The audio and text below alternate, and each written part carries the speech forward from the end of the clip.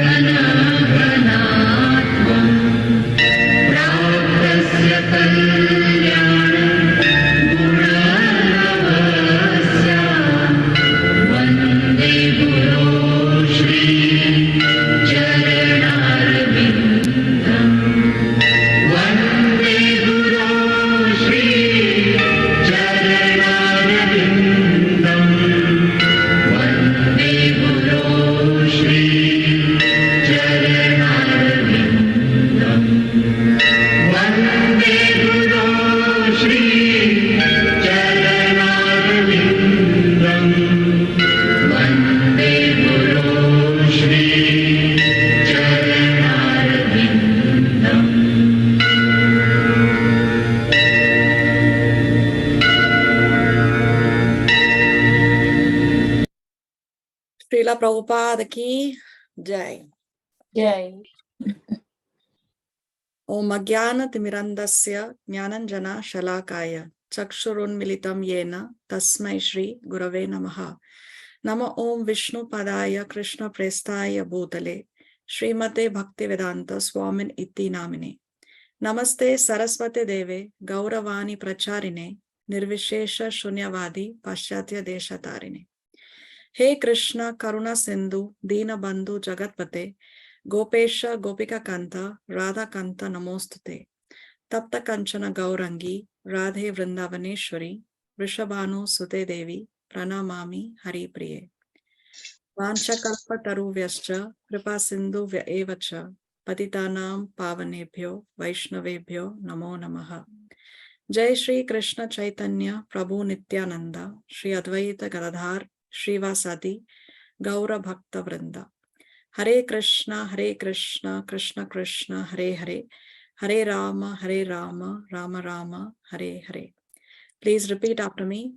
Om Namo Bhagavate Vasudevaya. Om Namo Bhagavate Vasudevaya. Om Namo Bhagavate Vasudevaya. Om Namo Bhagavate Vasudevaya. Om Namo Bhagavate Vasudevaya. Om Namo Bhagavate Vasudevaya.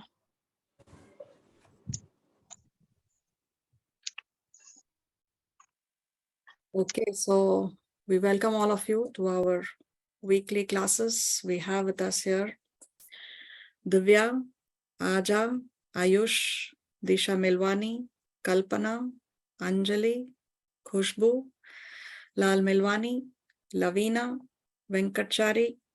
Then we have Neeta, Pavani, Ranjit Das, Ritu Lalwani, Saket, Upasna, Usha, Varsha, Venkatesh, and Deepa. Thank you very much for joining. Do we have any questions from the previous class?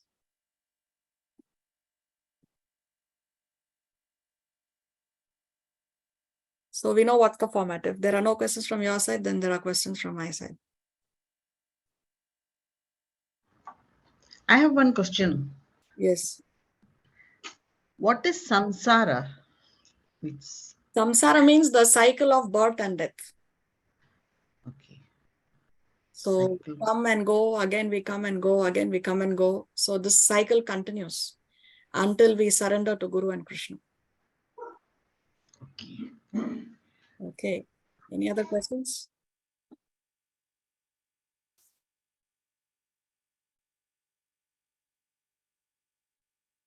Can I ask something? Yes. Can Bhagavad Gita be described in one word? Can Bhagavad Gita be described in one word? See, that depends on the angle of vision, how one sees it. You can summarize the entire Bhagavad Gita in one word by saying, because Krishna summarizes in 18.66, no, that one verse Krishna says, Sarva dharmam parityaja, ma mekam sharanam vraja, aham tvam sarva papebhyo, moksha shyami ma sucha. So in that one verse, Krishna surrenders, and what he says is, abandon all varieties of religion. So throughout the Gita, Krishna is talking about different yoga systems. No, he talks about karma yoga, jnana yoga, dhyana yoga, bhakti yoga.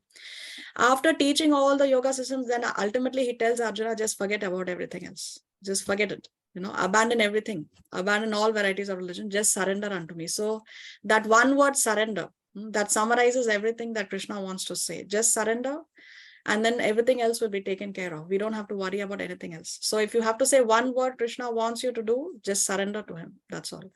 But again, on the other, from another angle of vision, Krishna, why does he take the pain to explain all these different yoga systems? If he just wants us to surrender, he could have just said surrender and that's it, right? But he does explain all the yoga systems in detail again, because we have our free will.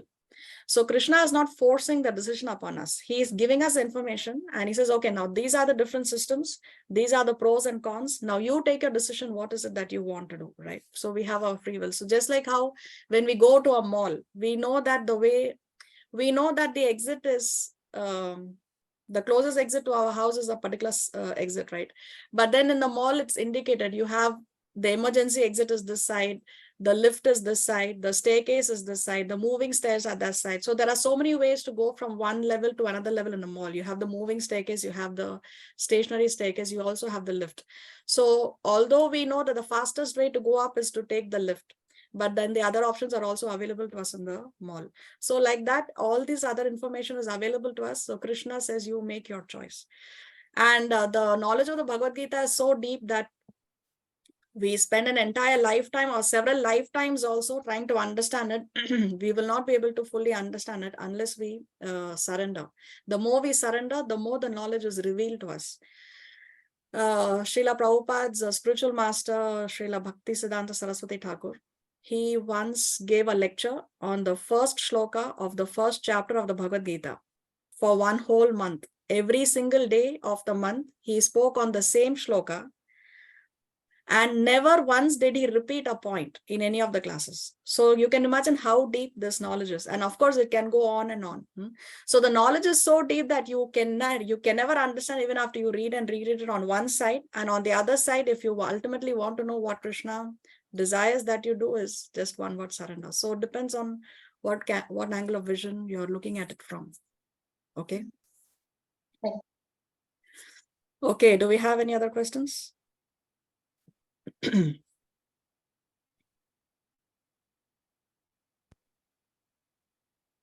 Okay, so what about the recording of the previous class? Is it okay?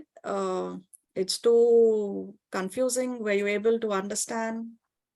Because I watched the recording. Yes, there is a pause in the video at some stages, but whatever I have spoken is there in the video. It's not got cut. Yes. So, No. so I hope that there is no inconvenience for you from your side. Anybody wants to speak about it? No, it is Okay. perfect for me at least. It's perfect. Okay, so we don't have to redo the thing, right? No, Mataji, it was perfect. Everything was audible. Okay, thank you.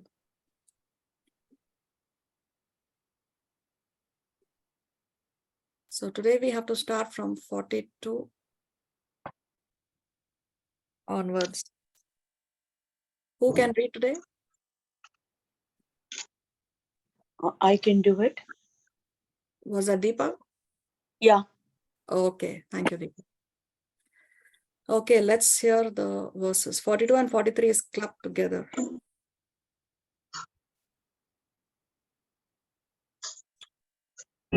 यामिमां पुष्पितां वाचं प्रवदन्त्यविपश्चितः वेदवादरताः पार्थ नान्यदस्तीति वादिनः कामात्मानः स्वर्गपरां जन्मकर्मफलप्रदां क्रियाविशेषबहुलां भोगैश्वर्यगतिं प्रति. Translation. Men of small knowledge are very much attached to the flowery words of the Vedas, which recommend various fruitative activities for elevation to heavenly planets, resultant good birth, power, and so forth. Being desirous of sense gratification, opulent life, they say that there is nothing more than this. Okay, so do you remember the yoga ladder that we discussed in the previous class? We saw Karma Kanda, then we saw Sakama Karma Yoga, and we saw Nishkama Karma Yoga. Can anybody quickly describe what is Karma Kanda?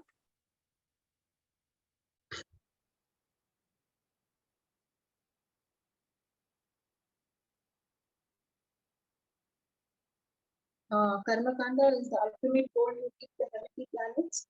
When you do something Yes, and you accept something in return. exactly. Yes, very nice. So Karma Kanda means when we do religious practices, but we expect something in return. So we call it as material religiosity. It is not done out of love for the Lord. It is done because I want something in return. So that is Karma Kanda. Higher than Karma Kanda is on the yoga ladder we saw. What's that? Karma Yoga. Yeah, Karma Karma Yoga. Yoga is divided into two. What are they? Sakarma Yoga and Nishkarma Karma Yoga. Yeah, Sakama Karma Yoga and Nishkama Karma Yoga. Sakama Karma Yoga means? We in Sakarma Karma Yoga, you have material desires in your mind and you are attached to the fruits of the work. Yeah, you're attached to the fruits. And the Sakama, work itself. right? Yes. And the work itself. And the work itself, yes. So you're attached to the fruits of the work and you're attached to the work itself. Sakama, with the kama. So still you have attachment to the fruits. But also there is yoga. Yoga, the word yoga means there is some desire to serve the Lord. There is some level, some love for the Lord. So that is called Sakama Karma Yoga. Then higher than that is Nishkama Karma Yoga. Nishkama. So what is that? Nishkama Karma Yoga. Here you are attached to the work, but not to the fruits. Yes, you are attached to the work itself, but you're not attached to the fruits of the work. So I want to serve the Lord. I have no desire to get something from the Lord in return, right? I'm not attached to the fruits of the service that I'm doing, but I want to serve the Lord in a particular way only. So I'm attached to the work itself. I'm attached to this key. I want this seva only. My seva should not be taken by somebody else. So I want to be always in charge of receiving my guru at the airport. I don't want to give that seva to somebody else. So I want to serve, but I want to serve in a particular way. I'm attached to the work itself. That is Nishkama Karma Yoga. So here now in 42-43, what do you think Krishna is talking about? Here he's talking about Karma Kanda, or he's talking about Sakama or Nishkama Karma Yoga. What is he talking about?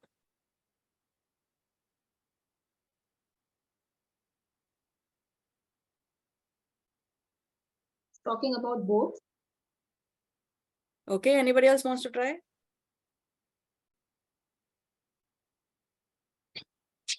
Nishkama.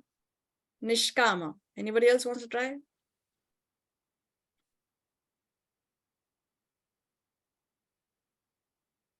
See, the key word here is elevation to heavenly planets. So what is he talking about?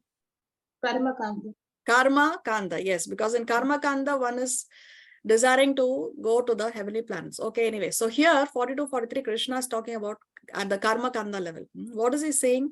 Men of small knowledge are very much attached to the flowery words of the Vedas. Pushpitam Vacham. Vacham means words. Pushpitam Vacham. So he's talking about the flowery words of the Vedas. Now, why is he saying flowery words? Flowery words means what? Words that are very, very attractive. So why is he talking about flowery words of the Vedas? And he's telling that men of small knowledge are attached to the flowery words. So we have to understand that Vedas have a certain progression. Okay, the Vedas immediately don't talk about pure devotional service. Pure devotional service is the goal, yes, but the Vedas immediately don't talk about pure devotional service. Initially they talk about karma kanda, then they will talk about jnana, right? Jnana kanda, that section is called, and finally the Vedas talk about devotional service or upasana kanda. So it's divided into 3 sections: karma kanda, jnana kanda, and upasana.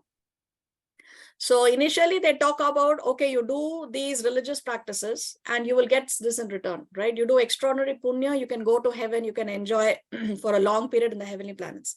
Then the Vedas talk about jnana, the knowledge that you are not the body, you are spirit soul, you are an eternal servant of the Lord. You are eternally a part and parcel of the Lord. That is jnana, it's giving you the knowledge.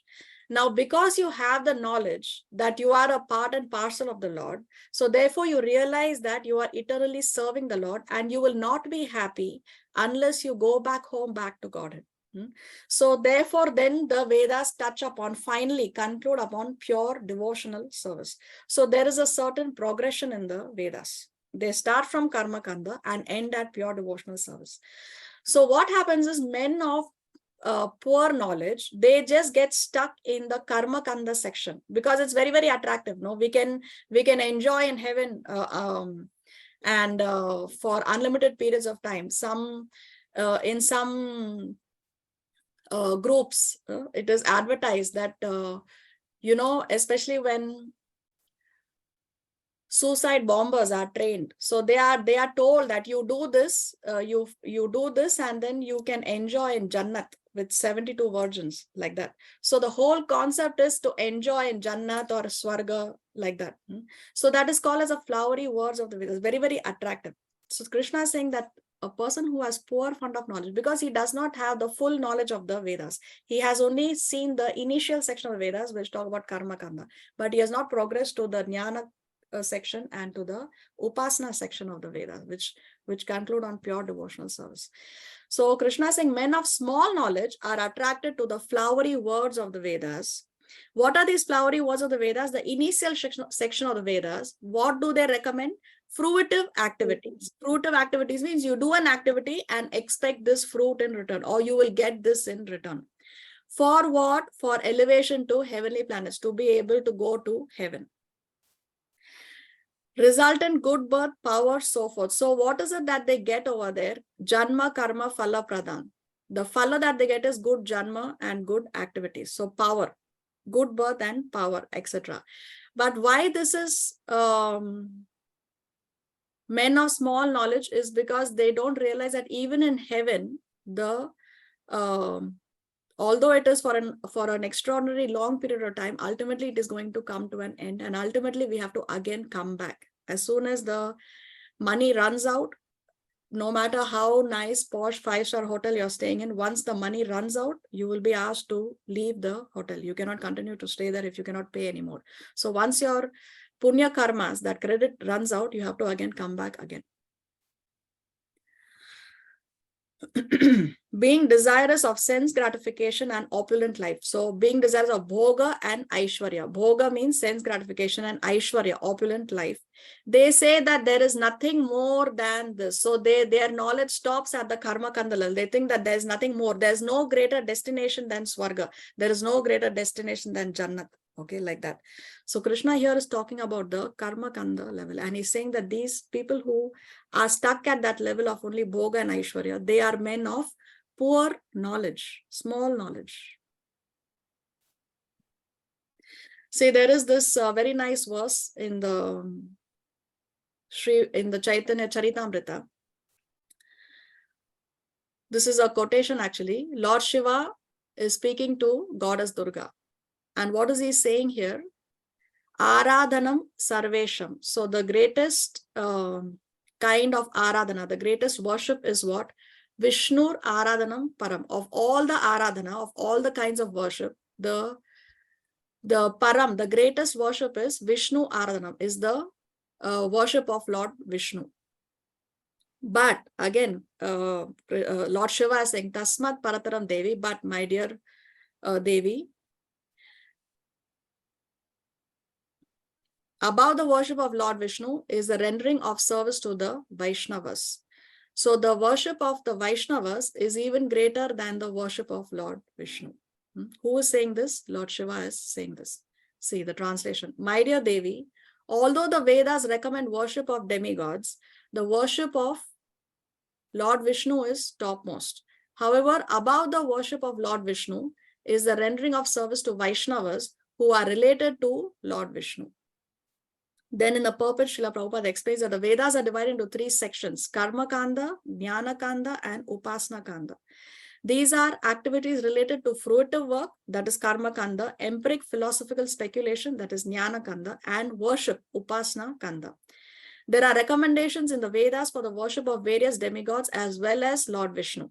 Now, where is this recommendation of the demigods? In which section? It is there in the Karma Kanda section, because there are different devatas for different necessities. And it's recommended in the Vedas in the Karma Kanda section that, okay, if, for example, if you want a beautiful wife, you have to worship Lord Shiva. If you want a good husband, you have to worship Goddess Durga. Right? If you want good health, then you worship Surya Dev. So like that, for different, if you want wealth, you go to Goddess Lakshmi. If you want knowledge, you go to Goddess Saraswati. So there are different demigods in charge of different departments. And therefore, this Karma Kanda section deals about worshipping the different devatas for all these different material desires. Okay, but then Lord Shiva is saying that beyond the worship of the devatas is the worship of Lord Vishnu, and higher than worship of Lord Vishnu is worship of the Vaishnavas, the devotees of the Lord. Why are the devotees of the Lord even more worshipable than Lord Vishnu himself? Because They are very close to Krishna. They are very close to Krishna. They are very, very dear to Lord Krishna. So when we worship the devotee of the Lord is automatically pleased. See, sometimes people come up with this, that, oh, why to worship the Guru? Guru also is a human being. But we cannot place all the human beings in the same category. You know, those who are devotees of the Lord, those who are pure devotees of the Lord, you cannot compare him saying that he's a human being and some other person who's living a sinful life into meat eating, intoxication, illicit sex, and gambling. Are you going to put both of them at the same level? You cannot put both of them at the same level just because both are human beings. Even materially, no. Can you put a beggar on the street and the prime minister of the country at the same level because both are human beings? If a beggar comes to your door, you will give the beggar something to eat and probably send him away. But if the prime minister of the country comes to your house, are you going to do the same thing? Just give him something to eat and send him away? No, definitely you're going to be more respectful, isn't it? Receive him in a different way. So just because both are human beings, externally speaking, both are not at the same level. So the devotees of the Lord, although externally they are human beings, but they are very dear to Krishna. So they are worshipable. We should not say that, oh, the Guru is just a human being. Why to worship a human being? No, you cannot place. Even people come up with, okay, all these Shastras are composed by Vyasadeva. Vyasadeva also is a human being only. No, he is not God. So you cannot say that, because a pure devotee like Vyasadeva, he is empowered by the Lord himself to compose. It's not easy to compose all the Vedic literature. It cannot be done by any ordinary human being. I mean, something that Vyasadeva did, because he's a human being, we think it's written by a human being only. No, but then can we do it?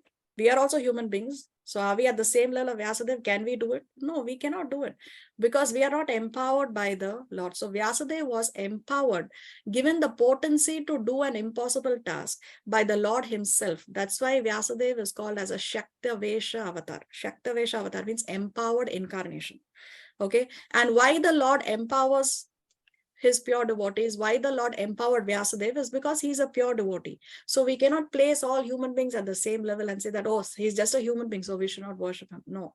Why do we worship Hanuman? Hanuman is a devotee. He's a pure devotee of Lord Ram. Who is God? God is Lord Ramachandra, is the Supreme Personality of Godhead. But we worship Hanuman also because he's a pure devotee. Can we say that why to worship Hanuman? He's only a monkey. Can we say that? No, we worship Hanuman because he's a pure devotee of the Lord. Okay, so here so much about Anyway, I put this here to explain about the three sections: Karma Kanda, Jnana Kanda, and Upasana Kanda. So Karma Kanda is what Krishna is referring to here as the flowery words of the Vedas. See this progression in Vedic literature. Karma Kanda is on the negative axis because here it is still only at the material level. Jnana Kanda, you can say, is at the zero axis because it's giving you knowledge. It's neither plus nor minus because here we have knowledge. There is jnana, but now we also have to apply the knowledge. Application of the knowledge also is important once we get the knowledge. So therefore, then once you have the knowledge that we are not the body, we are spirit soul, and that we are eternal servants of the Lord. We are eternal parts and parcel of Lord. Then we go to the positive axis. So bhakti or Upasana Kanda is in the positive axis. So there is a progression in the Vedic literature.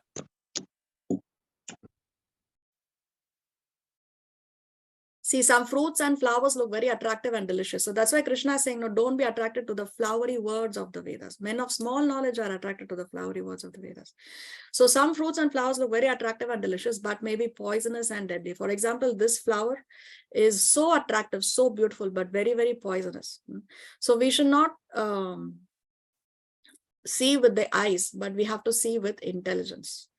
Seeing with the eyes, we say, no, seeing is believing. I will only believe if I can see it. Seeing is believing, but that is more for only the animals. For the animals, seeing is believing. Human beings, we have to see with intelligence.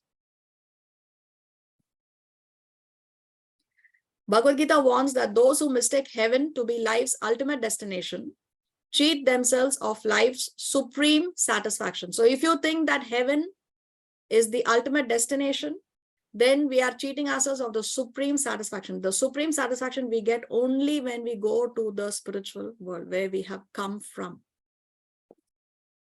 So this we have already seen. All this is still only the material world. See, Swarga is not even the highest planetary system within the material realm. Highest planetary system is Satya Loka, where Lord Brahma resides, or Brahma Loka. Then you have Tapo Loka, Jana Loka, Mahar Loka, and then we have Swarga Loka. So it is 1, 2, 3, 4, 5th. It is the 5th amongst the 14 planetary systems. And even beyond that, there is the, even beyond Brahma Loka is where we have the spiritual realm. This is here we see. This is Goloka. This is Vaikuntha, and all this is beyond the 14 planetary systems. Let's go to 44. भोगैश्वर्य प्रसक्तानां तयापहृत चेतसां व्यवसायात्मिका बुद्धिः समाधौ न विधीयते. In the translation, in the minds of those who are too attached to sense enjoyment and material opulence, and who are bewildered by such things, the resolute determination for devotional service to the Supreme Lord does not take place. So if you're too attached to two things, what are they? Bhoga and Aishwarya. If you're too attached to Bhoga and Aishwarya, sense enjoyment and material opulence, then what happens? The resolute determination, we saw in the previous class, Vyavasayatmika Buddhi, we saw this term even in the previous class. One-minded resolute determination, that will not take place for a person who's too attached to Bhoga and Aishwarya. And see, this is the word Krishna is using here. Apaharta Chetasam. Chetasam means the chit, consciousness or the mind. And he's saying Apaharta. What does the word Apaharan mean? Kidnapping. Kidnapping, yes. So what is being kidnapped here? Our mind. The mind, Chetasam. So he's using, Krishna saying the word Apaharta Chetasam. The mind is getting kidnapped. See, for example, let's see this. Now, let's say a schoolgirl is going to school and on the way she is kidnapped. Now, she belongs to a very, very opulent family. The richest, her father is the richest man in town. So this kidnapper calls the father and asks for a ransom. He says, okay, I want so much money. The father immediately says, all right, no problem. I will pay you whatever I want, whatever you want. I want my daughter back. So he pays the ransom, and now the schoolgirl is set free. Now, is the kidnapper going to behave himself? What is the kidnapper going to No. think? The kidnapper will think, this was easy money. I kidnapped her. Very quickly, the father gave me the money and I became a rich man. So he will be tempted to do it again. Isn't it? Let me kidnap the girl again. Definitely is going to happen. So he will come, he will kidnap the girl again. And then if the father again pays the money, the kidnapping again will continue, isn't it? So but now if the father decides to employ two very strong bodyguards who are accompanying the girl always to school and back and wherever she goes, now this is going to deter the kidnapper from kidnapping her again. Yes. So like that, this abducted child is the mind. And the mind is being kidnapped by the lust and greed of the living entity. Bhoga and Aishwarya, we saw, no? So Bhoga and Aishwarya kidnaps our mind, our desire to enjoy our senses and to have some opulence, that is being kidnapped. That is kidnapping our mind. Now, what is the ransom is the indulgence. If we give the mind that which the mind wants, if we give the kidnapper that which the kidnapper wants. For example, my mind says, okay, let's take this example. Now, the whole world is after, Srila Prabhupada explained, no, that the whole world is after fulfilling lusty desires, right? Now, what a person is looking for enjoyment. One thinks that indulging in lust will give me the highest pleasure. It's the highest pleasure that one can experience is what one thinks, isn't it? And one wants. So when one indulges in the act, then one is satisfied? No, he wants it more and more and more. He wants to continue to enjoy more and more and more. Then he thinks that, oh, this is great. So he wants it more. Is he going to be satisfied that, okay, yes, I wanted it, my mind wanted it, I indulged in the act, now now no more. No, he wants it again and again. And then he also tries to do different things, right? Maybe change the partners or change the way the activity is done, or change the place, book a 5-star hotel, go to another location, go on a holiday, go on a hill station. So many things a person tries to indulge, but then still that satisfaction is not there. It happens again and again and again and again and again. That desire is there.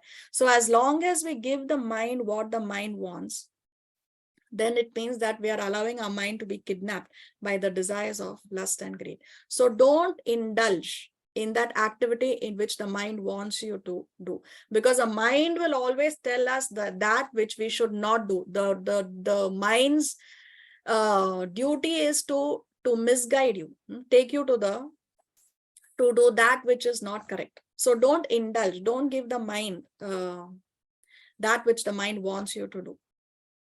So what are these two bodyguards that the father has to employ so that the girl is not kidnapped? Is complete absorption in Krishna. If we absorb our mind and says in Krishna conscious activities, then we will not be, then there will be no space. There will be no space for unnecessary activities. There will be no space for distractions.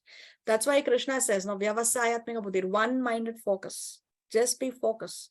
Just absorb yourself in activities of the Lord. So there is no space for Maya. There is no time, there is no space, there is no inclination for Maya. Okay, that's why I see Krishna is using the word apaharta chetasam. So materialism makes us spoiled children. If the child asks us for something and we continue to give the child every single thing that the child wants, then the child grows up to become a spoiled child. No, we tell, no, we should not give the children everything that the child wants. No, we should know when to draw the line. So materialism makes us spoiled children. We want this, we want that, we want better houses, we want better clothes, we want better apartments, we want better cars, we want to wear flashy clothes, right? But all this only makes us spoiled children, because the more we give the mind everything that the mind wants, the more we are spoiling ourselves. So don't hold on to the things that hold you back. If somebody is tied up with the ropes and then the person is clinging on to the ropes, you think that the person is crazy. Why is he clinging on to the ropes? Because the ropes are binding him. An intelligent person is one who's going to free himself from the ropes. So this attachment, bhoga and aishwarya are like ropes that are binding us here in this material world. And if we cling on to bhoga and aishwarya, if we cling on to that lust and greed, if we cling on to material attachments, it's like clinging on to the very rope that is binding us.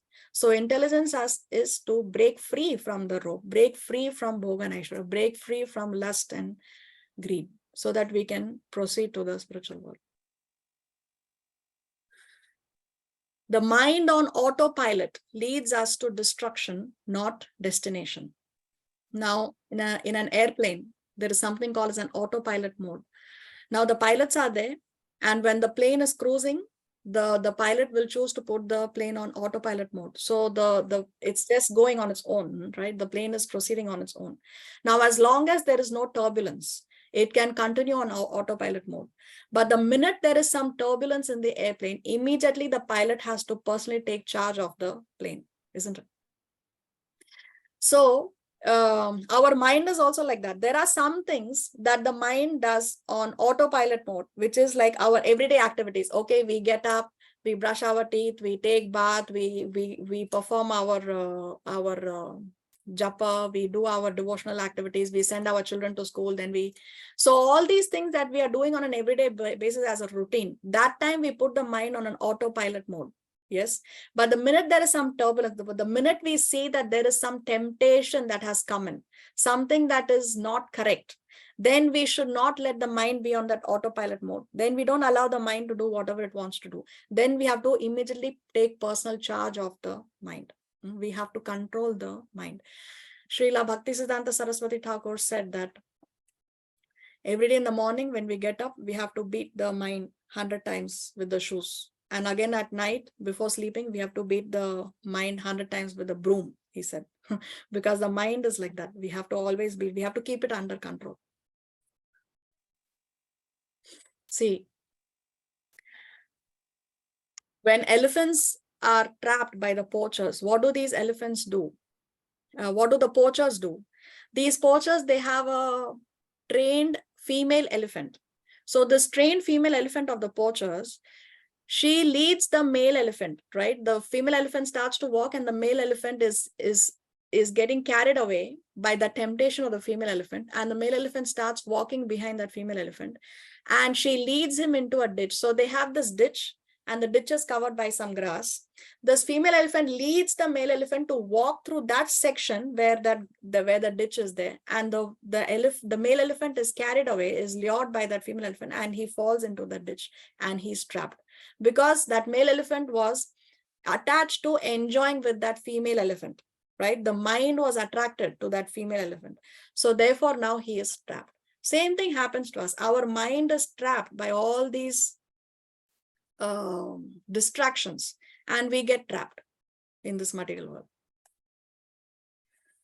Even moths, these moths, they are attracted to a light, certain light. They rush to the light, but then they are burnt. They lose their life in that fire. So the same holds good for all living entities. The birds, how are the birds trapped? You just throw some grains, the birds come, and then the net is thrown on top of the birds and the birds are trapped. The mouse also, you keep some cheese, some food article, then the mouse is trapped in that trap. Fishes are also trapped in the hook. They place some food, the fish come, they are attracted to satisfying their sense of taste. They get there and then they are trapped in the hook and then they are caught. Who is this on the screen? On the extreme right. Can you identify the two personalities? Vishwamitra and Menaka. Yes. So Vishwamitra was attracted by what of Menaka initially? What was it that broke his meditation? The sound of his anklets, her anklets. Yeah, exactly. Just the sound of her anklet, because his eyes were closed and Vishwamitra was so close to attaining perfection. Just the sound of her anklets broke his meditation just by hearing. He didn't see her initially. Just by hearing, just that was enough to get him trapped. Can I ask a question? Yes. Why do we have to do these testing? Why, if someone has an intention, then why do we have to go through? Sometimes you will face some situation where, you know, it obstruct you to do the, to attain the like Vishwamitra in this example. Why God gave that? His intention is to become. He was not able to reach the goal because of this, right? So why we had to go through that experience? Because Why? sometimes we lack the sincerity and determination. If we are very He sincere, like he Haridas had that. Thakur, He had that, right? But just because of, if Menaka wasn't there, he wouldn't have distracted. Why did Menaka came there first of all?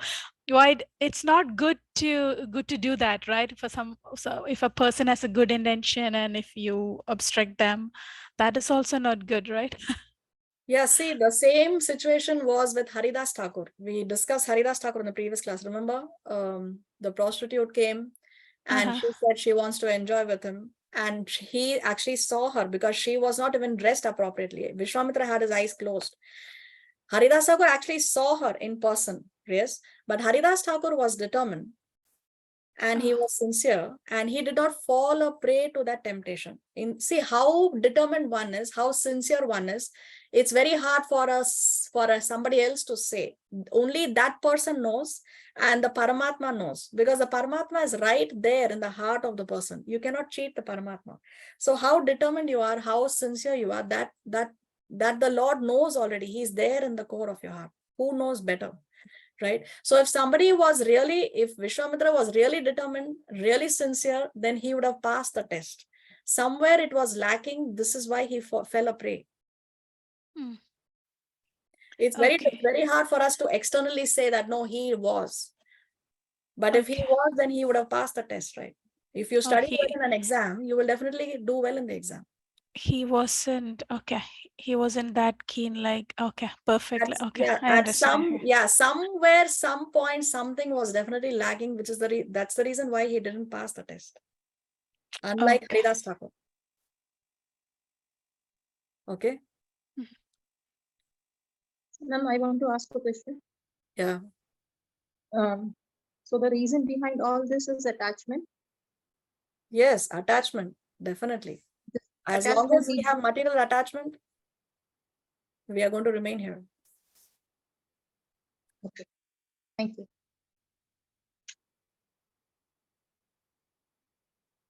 So material attachments are both binding and blinding. They bind us here and they also blind us. We fail to see what is right and what is wrong. We fail to see that we are actually being bound. How much do I have to lose before I lose my blindness? This is a question that we have to ask our own self. This is something that we have to analyze for ourselves. See, Dhritarashtra was blind, physically blind, but he was also spiritually blind. He failed to see reason. He was so attached to his son Duryodhan right from his birth. Actually, when Duryodhan was born itself, Vidura told Dhritarashtra, you please abandon this son of yours. Otherwise, he will cause a destruction of the entire family. But Dhritarashtra was so attached to his son that he refused to pay heed to what Vidura said. And ultimately, because of that, of his attachment to that one son, he had to lose 100 of his sons. So material attachments are both binding and blinding. How much do I have to lose before I lose my blindness? Now, Dhritarashtra, ultimately, yes, he did lose his blindness. Now, post the war, all his sons died. Yudhishthir is crowned the king, and Dhritarashtra lived in the palace with Yudhishthir until Vidura has returned. See, Vidura left Hastinapur before the war itself because he was insulted by Duryodhan. When he was insulted, Vidura decided to leave the place. He left the place and then he went and he received knowledge from his spiritual master. And then he meets several sages and then he comes back. Vidura again comes back to Hastinapur when Yudhishthira is crowned king. And the reason why Vidura returns is so because he wants to preach to his brother Dhritarashtra. He wants to make him see that you are blind both spiritually and materially. You need to wake up. He went there to give him a wake-up call. To come out of his attachment. He was so attached that still he was continuing to live in that palace. So Vidura goes to Dhritarashtra and then he preaches to him, and then Dhritarashtra decides to leave the palace. He leaves the palace, he goes to the forest, and then he engages in meditation, and ultimately he realizes the Lord. His body bursts into flames. Dhritarashtra, because of the tapasya he did, his body then burst into flames, and Gandhari entered into that fire and she performed sati. So ultimately, yes, Dhritarashtra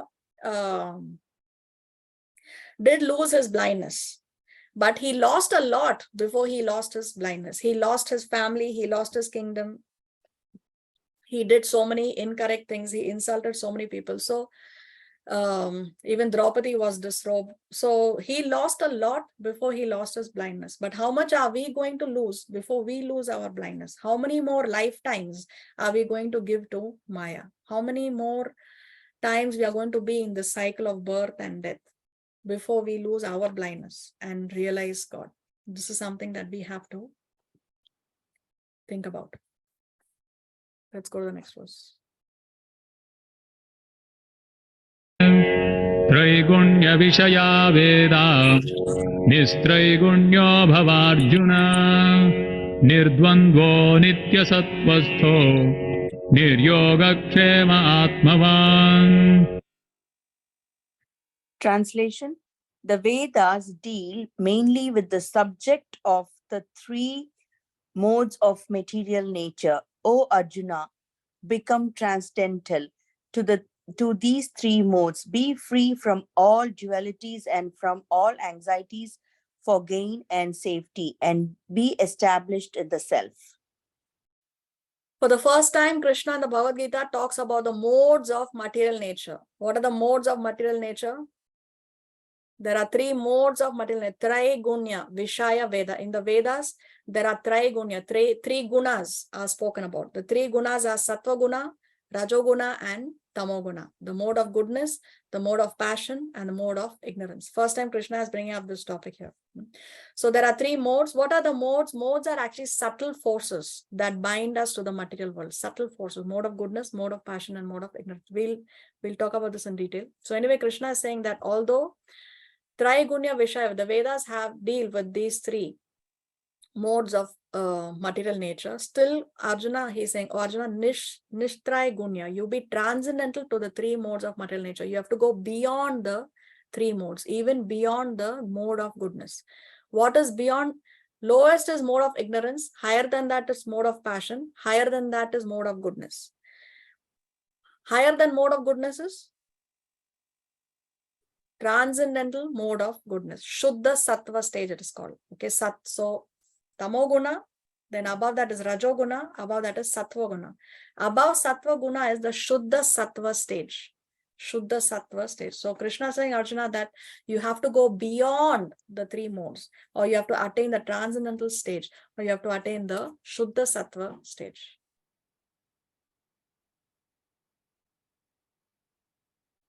See, Sattva Guna, goodness, virtue, peace, serenity, and calm.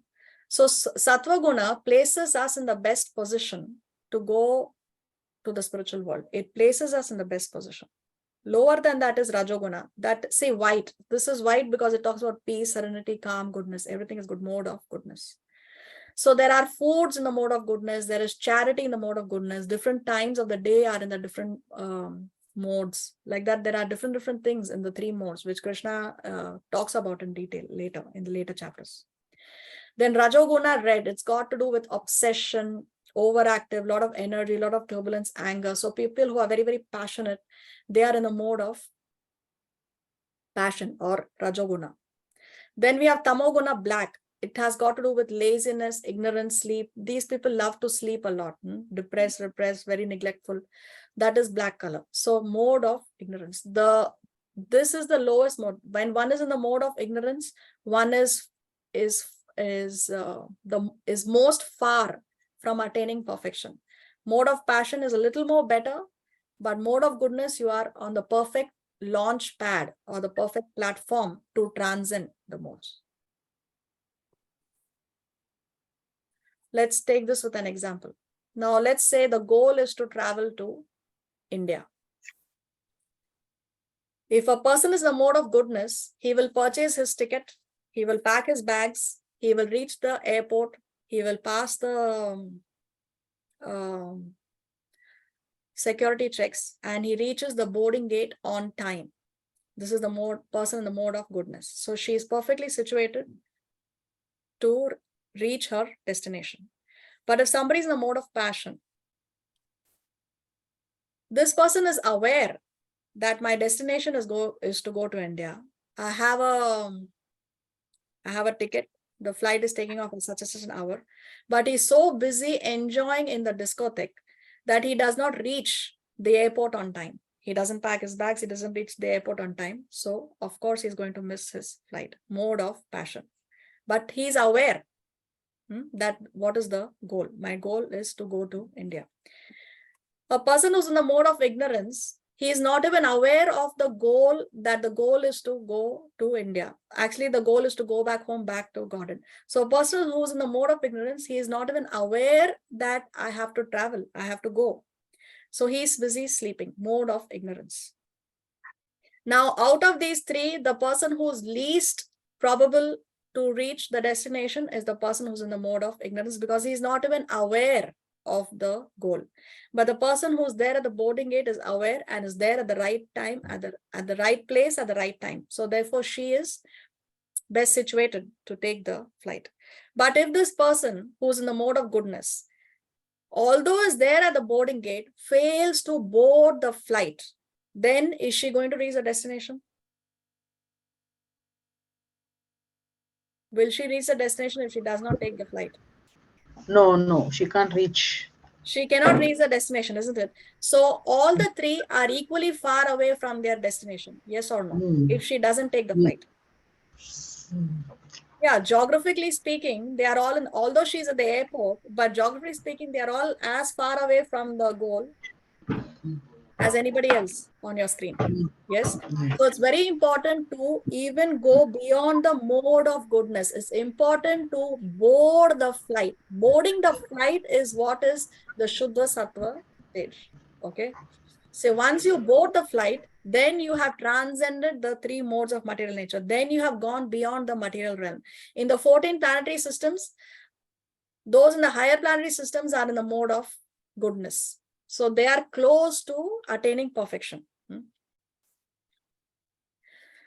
So it's important to board the flight. The flight takes off and then you reach your destination. So this is the Shuddha Sattva stage. So Krishna is telling Arjuna that you have to go beyond the three modes. Now, God forbid. Of course, now to reach your destination, one very important factor is you have to have an authorized pilot who's going to ride the plane. If the pilot is the authorized pilot, then you will reach your destination. So this pilot is none other than the spiritual master. The spiritual master is the driver of the plane who's going to take us to our destination. So we start our classes with a prayer when we play Prabhupada's PowerPoint. That is the first paragraph of this song called Guru Ashtakam. Now this Guru Ashtakam has 8 verses. The 8th verse says, Yasya prasadat Bhagavad prasado, Yasya prasadat nagati kutopi, which means by the mercy of the spiritual master, one receives the benediction of Krishna. Without the grace of the spiritual master, one cannot make any advancement. So one should not think that, okay, I will read the Shastras, I will chant my 16 rounds, I can go back to Godhead. No, you need the grace of the Guru. You need the mercy of the Guru. By the mercy of the Guru, you get Krishna. By the mercy of Krishna, you get Guru. So this Guru is the one who's going to ride that plane. Without the pilot, although we are situated in the plane, are we going to reach our destination? No. Now let's say, God forbid, the pilot is not the authorized pilot. he has a fake license, then what is going to happen? You don't know what destination he's going to take you to. Then destruction. Then gone. You're fried. So if we accept a bogus guru, a person who's not authorized, who's not bona fide, then such a person will go to hell. And along with him, he'll take all his followers also to hell. Because he's the driver of the plane. Unfortunately, now we see so many so-called gurus. Now what? They are languishing in jails, in the prison houses. They are caught in this scam, that scam, then they go to jail. So all the people who follow them, when they took initiation from such bogus people, they thought that they are very safe, very happy. Oh, I have a guru. It's become nowadays like a fashion to say, that I have a guru. But it's important to have a bona fide guru, because if one has a bogus guru, then the destination is where the guru goes, he also takes his disciples. So if the guru is going to hell, then all his followers also go to hell. So we don't want to have gurus who are engaging in sinful activities. We don't want a guru who's performing some magic tricks. There are many people, they may have some mystic powers. See, when one does tapasya, one can develop some mystic powers. Like, one can walk on water. Before you would see yogis. Nowadays, people don't have so much capability, but still there are a few people who still have such capacities of walking on water or doing some kind of magic tricks. But that doesn't mean that a person is a bona fide spiritual master. Just because one is performing a magic trick, just because one is dressed in saffron clothes, just because one is dressed like a devotee, or just because one is spending time in a temple, it doesn't mean that a person is a pure devotee. So we don't want such gurus.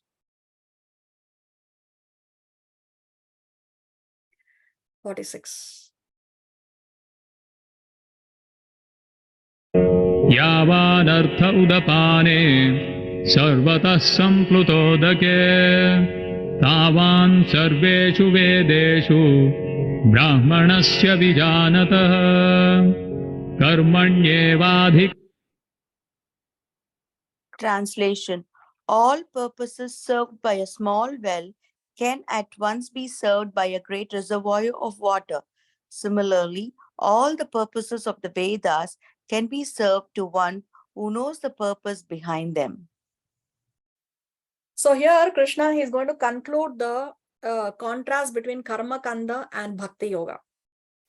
What is Krishna saying? All purposes served by a small well can be at once served by a great reservoir of water. See, previously, there were different wells for different activities. Like if one has to wash the clothes, they would draw water from a particular well. So water from this well is for washing the clothes.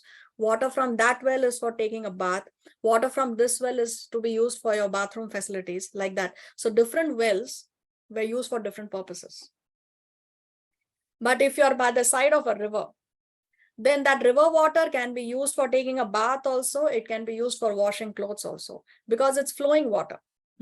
So what Krishna is saying, that all the purposes served by a small well can be immediately served by a great reservoir of water.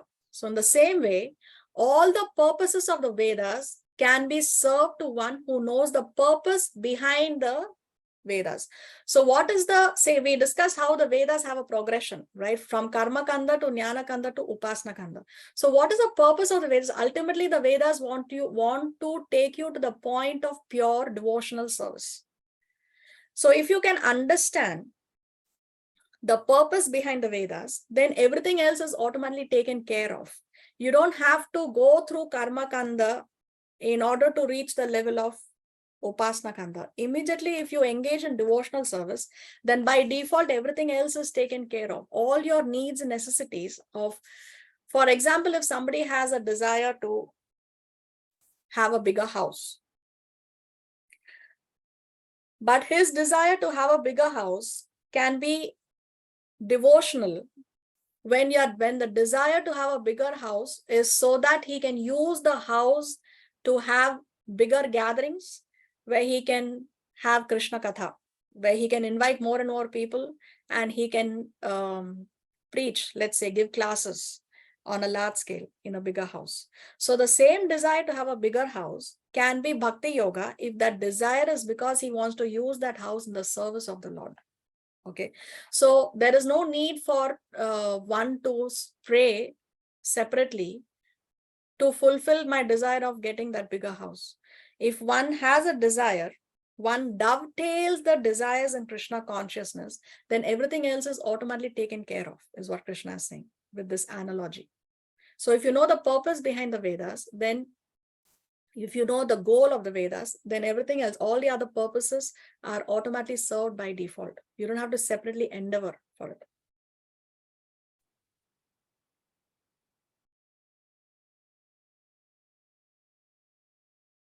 Let me go a little back because Ma karma phala heturbhuhu veshu vedeshu brahmanasya vijanatah now the shloka says, karmanyevadhikaraste ma phaleshu tadachana ma karma phala heturbhuhu ma te sangostva karmani. Translation. You have a right to perform your prescribed duty, but you are not entitled to the fruits of action.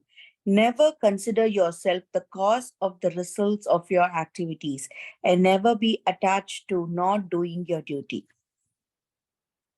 so till the previous verse, up to 46, Krishna was talking about the superiority of karma yoga over karma kanda. Okay, so this section is what we have just concluded with the previous verse, where Krishna spoke about the superiority of karma yoga over karma kanda. Now in this verse 47, this verse is the most quoted verse. Almost every Indian, if not every Indian, knows this verse, actually, this shloka. Very, very famous, very, very popular verse. But it is also the most misunderstood verse. So let's see what Krishna is trying to say.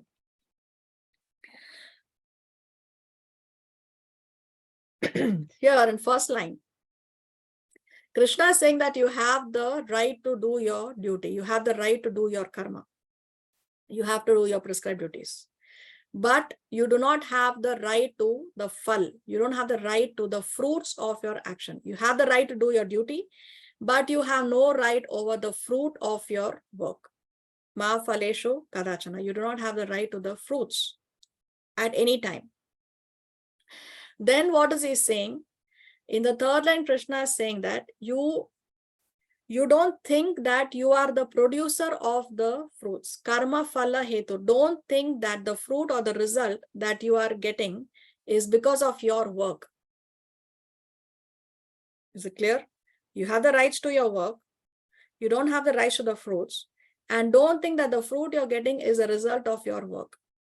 Now in the last line, he's using the word akarmani. Akarmani means he's saying, now just because you have no right to the fruit and you are not the one who's controlling the fruits, that doesn't mean that you think, okay, then better I don't do any work only. Akarmani. Don't do any work. So better I don't do my prescribed duties.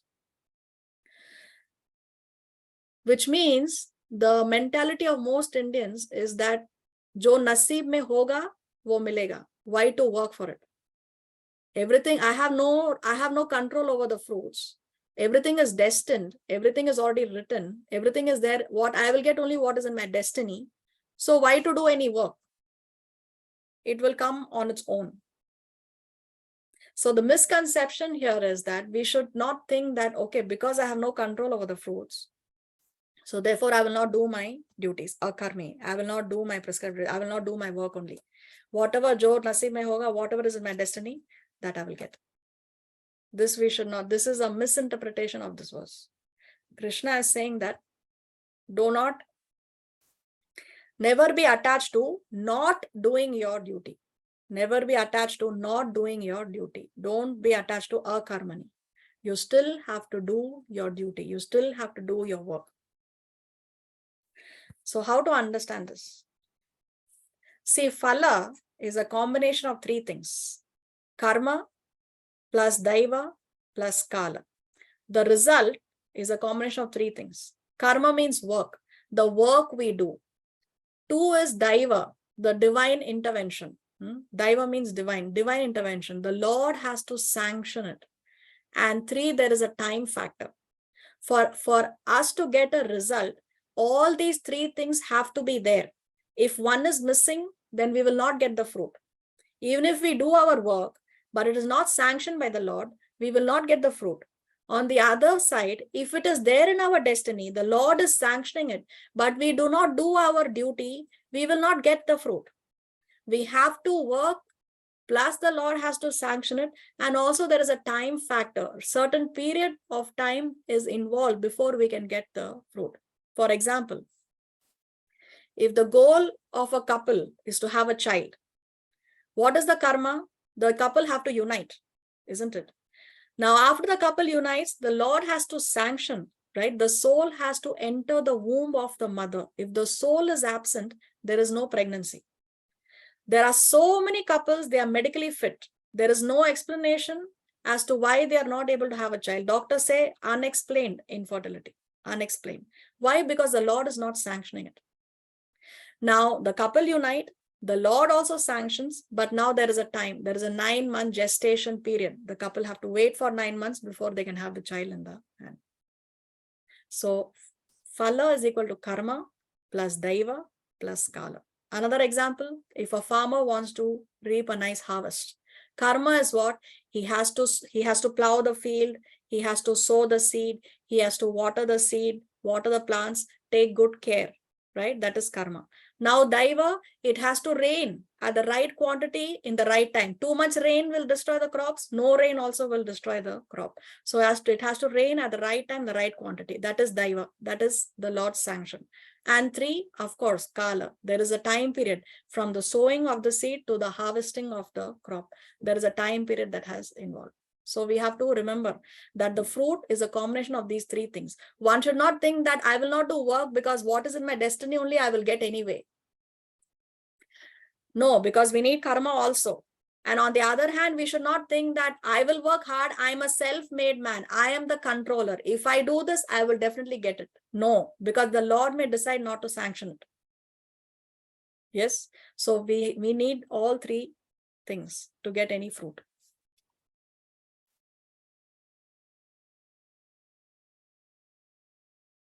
So performance matters. See, karma is important. Performance matters, but performance is not all that matters. There are other factors. Daiva and kala also is involved. Performance matters, but performance is not all that matters. We are the makers of our destiny, but we are not the masters of our destiny. We can make our destiny. How do we make our destiny? By the moment-to-moment choices we make, right? Because our destiny is what? Is that which we are doing. We get the results of our karmic actions, no? It's our destiny is the reaction to our past actions. That is our destiny. If somebody is born blind, it's because of his past actions. So we can make our destiny, but we are not the masters of our destiny, because the Lord can override the rules of the game for his devotee. If something is not in my destiny, the Lord can still give it to me. And if something is there in my destiny, the Lord can still decide to not give it to me. Why? Because he is worried about my spiritual well-being. For a devotee, this happens for a devotee. Because when we surrender to Krishna, now we are no longer under the rules and regulations of karma. Now we are directly under Krishna's shelter. So if there is something, let's say it's in my destiny to live very, very opulently, or it's in my destiny to receive a huge sum of money. But Krishna knows that if I get this huge sum of money, I will be distracted from my goal. So it's not good for my spiritual well-being. So Krishna may decide not to give it to me because it's not good for my spiritual well-being, that distraction. On the other hand, maybe my destiny is to live in complete poverty, to live in a 1-bedroom apartment only all my life. That is my destiny. But because I have the desire to have a big program and invite people and preach to people, so I need that space, then Krishna may override my destiny and give me a bigger space, although it's not my destiny, because he wants to fulfill my sincere desire, for example. Okay. So we are the makers of our destiny, but we are not the masters. The master of the destiny is the Lord.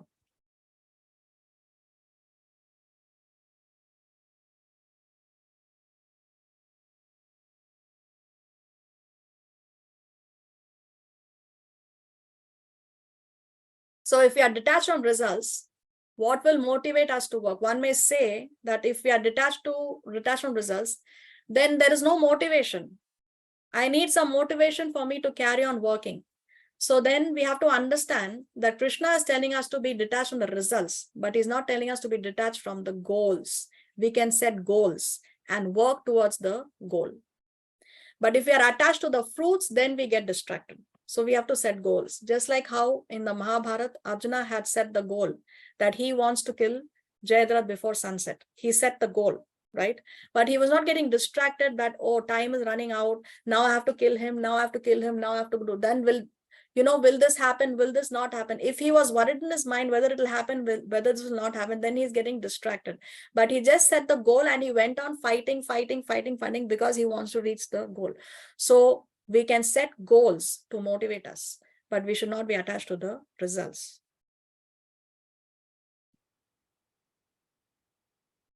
So, question, what should be Arjuna's goal in that battlefield? Just fight, that's the goal.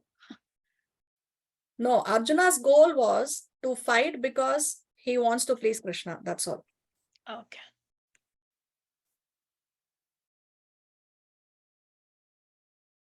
.48.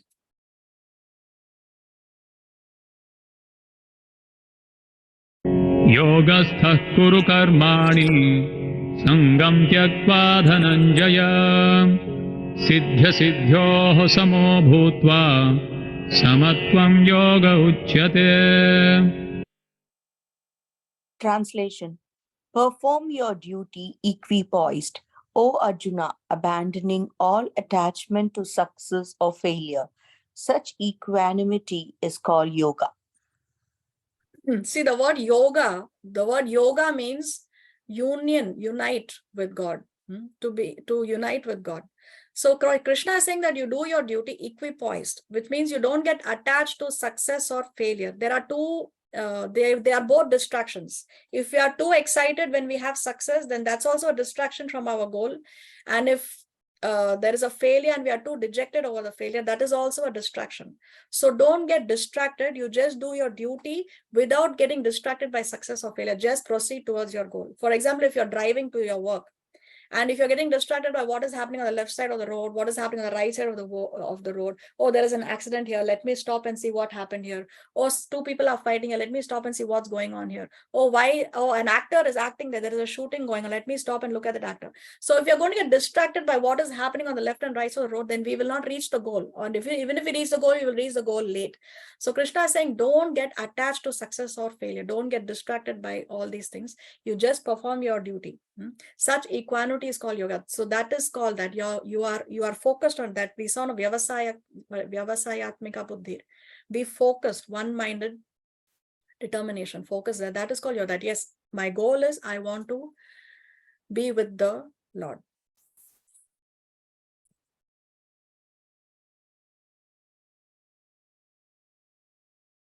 दूरेण ह्यवरं कर्म बुद्धियोगात् धनञ्जय बुद्धौ शरणमन्विच्छ कृपणाः फलहेतवः. Translation. O Dhananjaya, keep all abominable activities for distant by devotional services, and in that consciousness surrender unto the Lord. Those who want to enjoy the fruits for their work are misers. So we use this, Krishna has been using this word buddhi yoga. No? Buddhi yoga we discuss is is none other than bhakti yoga. Buddhi yoga is bhakti yoga. So what is Krishna saying here? Durena. Durena means keep it far away. Dur rakho usko. Keep it far. Keep it at a long distance. What we have to keep at a long distance? Avaram karma. Avaram karma means that karma which we should not do, which means sinful activities, abominable activities. So keep all these abominable activities far away from you. And what to do? Buddhi yoga. Engage in buddhi yoga or Dhananjaya. Dhananjaya is the name of Arjuna. Buddhau sharanam. Take the shelter of your buddhi, of your intelligence. Use your intelligence. Krishna is telling Arjuna, use your intelligence, engage in buddhi yoga, engage in bhakti yoga, keep all these abominable activities far away from you. Then Krishna using the word kripana. Kripana means miser. A miser is a person who does not know how to use his assets properly. Like we say, no, if somebody is very rich, but he does not know how to use the wealth that he has, he still wants to act like a miser, act like a beggar, although he's very, very rich. So that person is called a kripana. Kripana is one who does not know how to use his assets. So a kripana here in this context is one who does not know how to use the asset of this human body that we have. This human body, as we discussed previously, this human body is a great asset which we have to use to realize God. But we don't use this asset to realize God. We are using it for sense gratification, bhoga and aishwarya. No? We are using it for all the fulfilling our material desires. So that's why Krishna, then such people are kripanas, because we do not know how to use this asset of the human body. So Krishna is saying that they are all kripanas, those who desire the fruit of the work. So those who desire the fruits of the work are misers. Phala hetava, those are desiring the fruits, the phala, they are kripanas, Krishna is saying.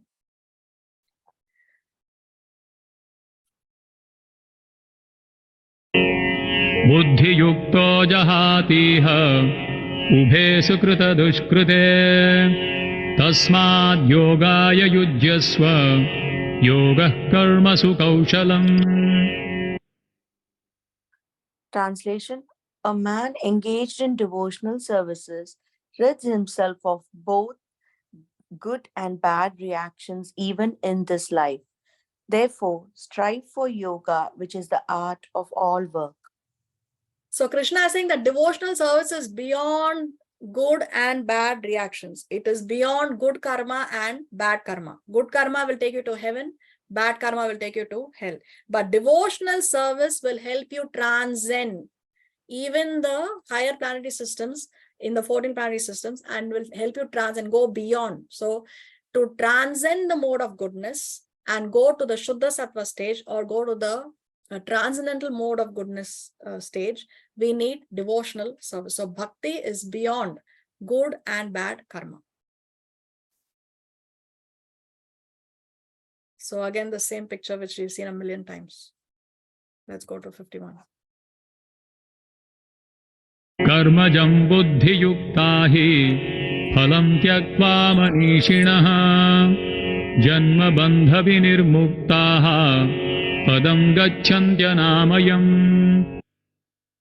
Translation: by thus engaging in devotional service to the Lord, great sages or devotees free themselves from the results of work in the material world. In this way, they become free from the cycle of birth and death and attain the state beyond all miseries by going back to Godhead. See, previously Krishna was telling Arjuna about karma kanda, heavenly planets. Your destination is heavenly planets, right? Now he is talking about a destination beyond heavenly planets. We have discussed it about going beyond, but Krishna here for the first time, he talks about a destination beyond the material world. So what is he saying? By engaging in devotional service to the Lord, great sages or devotees free themselves from the results of work in the material world. Janma bandha vinirmuktaha. We become free from the results. We become free from the results of work in the material world. How? By engaging in devotional service. Karma jam buddhi yukta means we do the karma, we do the work, but with buddhi, with intelligence. We dovetail our work in Krishna consciousness. We do the same work, but in Krishna consciousness. For example, we eat, but now we eat only prasad. We sleep, but we sleep with the mentality that I have to take care of my body so that I can use the body in the service of the Lord. We mate, we have children, but with the mentality that I will raise the children in such a way that my children will not be born again. This should be the last birth. So I will make my children devotees. So like that, we do the same activities of eating, sleeping, mating, defending. but now with buddhi, now with intelligence, by dovetailing our activities in Krishna consciousness. So when we dovetail our activities in Krishna consciousness, then Janma Bandha Vinirmukta, we will be free from the results of the work. Here Krishna uses the word Manishina, the great sages or devotees. See, Man means mind. And the great devotees, great sages are one who have conquered the mind. So that's why Krishna is using the word Manishinaha. So then what happens?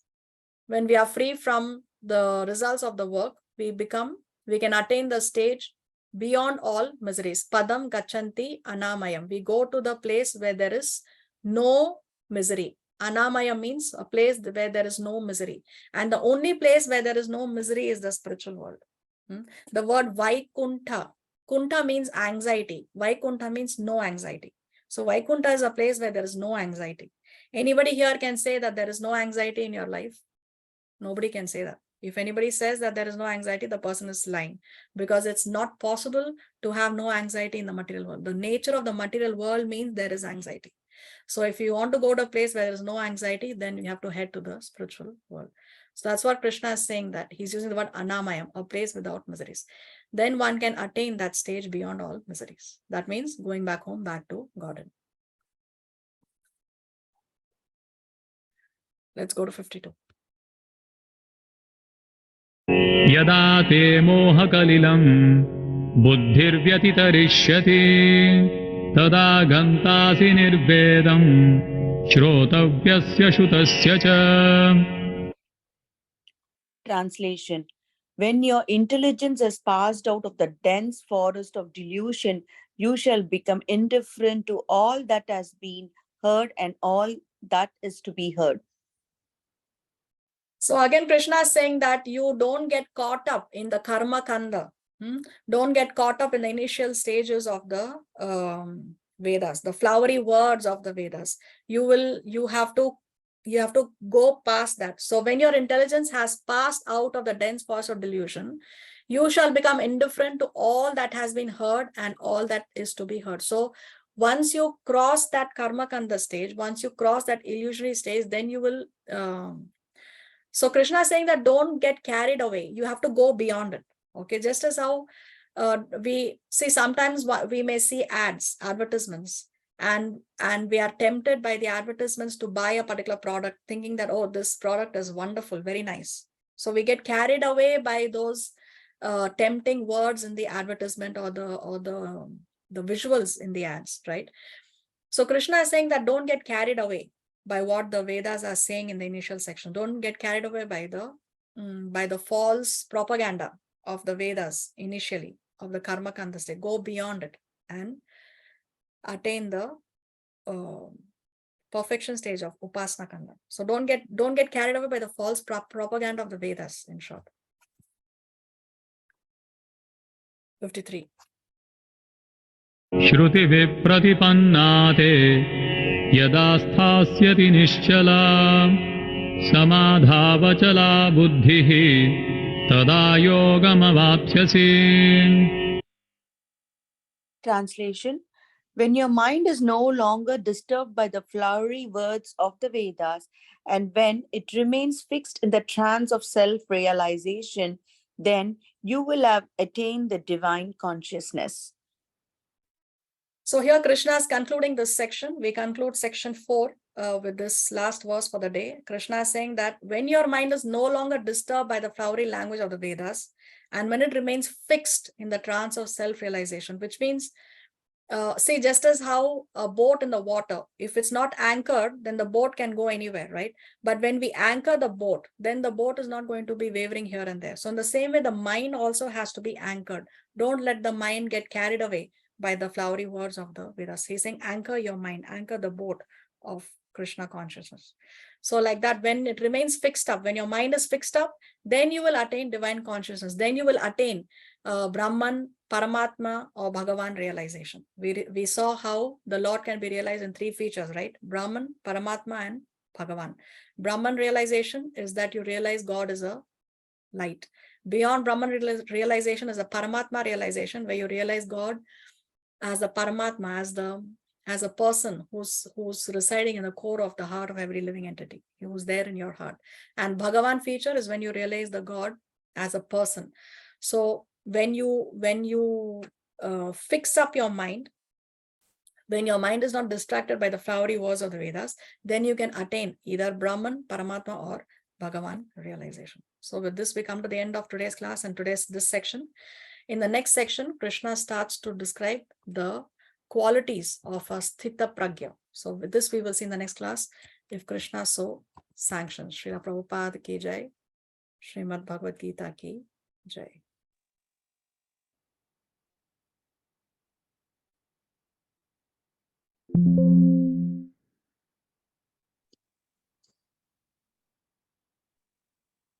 Thank you, Mataji. Thank you. Thank you all for attending. Thank you. Thank you, Mataji. Hare Krishna. Koti koti dandavat pranam. Srila Prabhupada, Srila Gurudev ki jai, Gopinath ki jai. Thank you, Mataji. Koti koti dandavat pranam to you for your sincere seva. Thank you. Hare Krishna Mataji, Dhamma Pranam. Thank you so much. Hare Krishna Mataji, Dhamma. Thank you, Hare Mataji. Krishna. Hare Krishna. Hare Krishna. Thank you. Hare Krishna. Thank you. Okay. Thank you, Mataji. You explained really very well. Thank you so much. Thank you for your assistance. Thank you, madam. Thank you very much. Okay, do we have any questions? Mataji, can you put the link once again, like for where we can, when we go to take the test? The test? Okay, I will put up the next week I will put up chapter 2 on the website formatives, and then I will share the link as well. Again. Thank you. Okay. So what, you all are missing the exams already? Yeah. Everything. Yeah, chapter 2 is lengthy, long chapter. Yeah. But yeah, next week I will put it up and we will have 3 weeks to submit. Okay. Anything else we need to discuss? No. Okay, all right then. Have a nice weekend and a nice week in Krishna consciousness. See you all next Saturday if Krishna so sanctions. Till then, have a nice Thank you. Pancha Kalpataru Vyascha Kripa Sindhu Vevacha Patitanam Pavanebhyo Vaishnavebhyo Namo Namaha. Srila Prabhupada ki jai, Srimad Bhagavad ki jai. Jai. Ram Mataji ki jai. Thank you. Hare Krishna, Dhamma Pranam, Shri. Thank you. Hare Krishna. Hare Krishna. Hare Krishna.